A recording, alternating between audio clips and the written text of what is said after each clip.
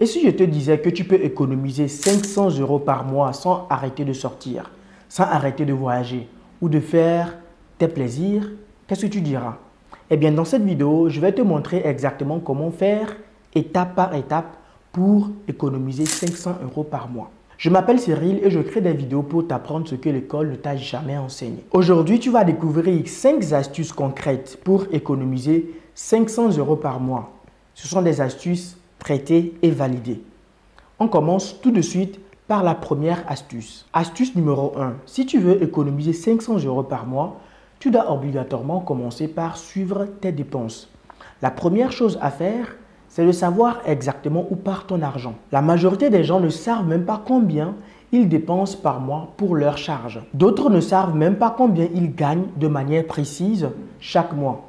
C'est encore plus pire quand tu ne sais pas combien tu gagnes chaque mois.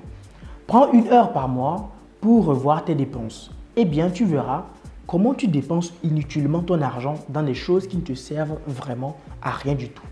Aujourd'hui, avec les comptes bancaires en France, c'est plus facile. Si tu paies en carte bancaire, tu prends ton compte et tu vas voir toutes les dépenses que tu fais par mois.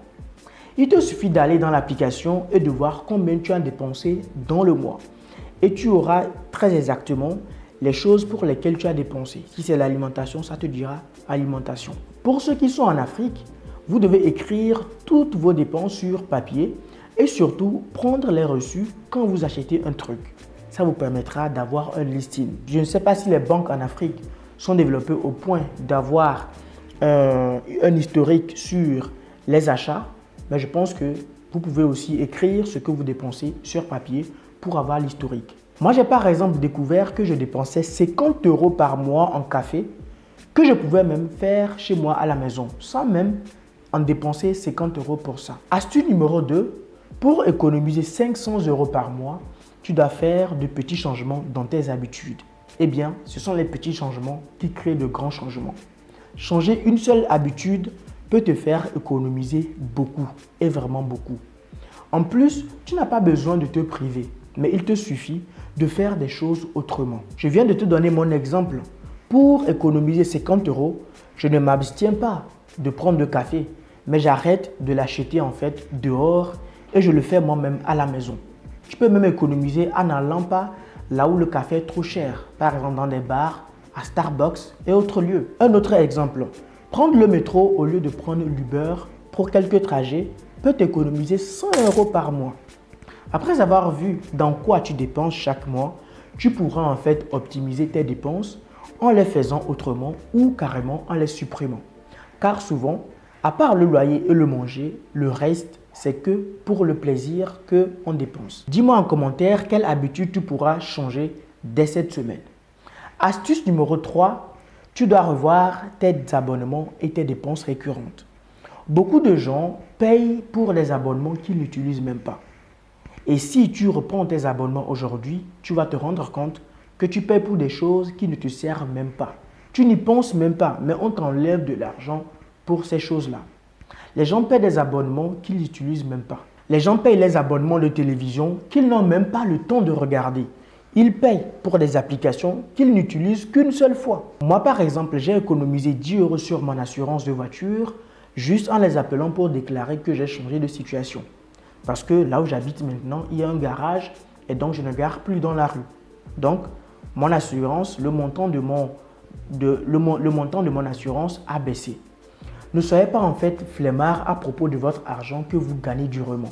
Appelez les gens chez qui vous avez fait les abonnements et coupez les abonnements pour commencer à faire beaucoup d'économies. La 4e astuce va te faire économiser encore plus et c'est probablement la plus simple. Astuce numéro 4, tu dois commencer à faire tes courses intelligemment. Faire des courses intelligemment commence déjà par aller aux courses en ayant un papier sur lequel tu as tout ce dont tu as besoin. Cette astuce m'a fait économiser énormément. Au début, j'allais faire les courses sans écrire ce que j'allais acheter.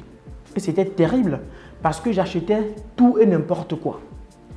Devinez quoi même, j'achetais même des choses dont je n'avais même pas besoin et parfois, j'achetais encore des choses que j'avais déjà chez moi à la maison. Si tu veux vraiment réduire encore tes courses, en plus d'écrire tes courses sur papier, achète en gros. Compare les prix et profite des promotions intelligentes. Ça va te permettre d'économiser beaucoup. N'hésite pas aussi à changer de supermarché. Moi, j'ai économisé 60 € juste en changeant de supermarché. Dans la description, je te mets un lien qui pourra t'aider à choisir le supermarché le moins cher en France pour pouvoir faire tes achats. Mais si tu es en Afrique, je t'invite à aller dans des grandes surfaces, dans des grands marchés pour acheter directement avec ceux qui récoltent de la nourriture. Ça te permettra d'acheter directement et de ne pas avoir un intermédiaire entre toi et l'agriculteur. Astuce numéro 5, crée des petits revenus passifs. Même avec peu de temps, tu peux générer un petit revenu qui compense tes dépenses. Vendre des objets que tu n'utilises pas ou plus, par exemple. Vendre des livres que tu as déjà lus ou des jouets que tes enfants n'utilisent plus sont des moyens de se faire un peu de revenus. Souvent, nos caves sont bourrées de choses qu'on peut vendre alors qu'on manque de sous. C'est terrible. Il faut simplement vider la cave et garder simplement les choses dont on a besoin. Tu peux même te lancer en freelance si tu as une compétence demandée sur le marché à côté de ton job ou de tes études. Si tu appliques ces 5 astuces ensemble, tu peux économiser 500 € sans sacrifier ton style de vie. Et je te le promets. Pour te faire un petit résumé, on a vu 5 astuces si tu veux économiser 500 € par mois. Suivre tes dépenses, changer une habitude, vérifier tes abonnements, optimiser tes courses et générer un petit revenu passif. Si tu appliques ça dans cette semaine, ton portefeuille te dira un sincère merci.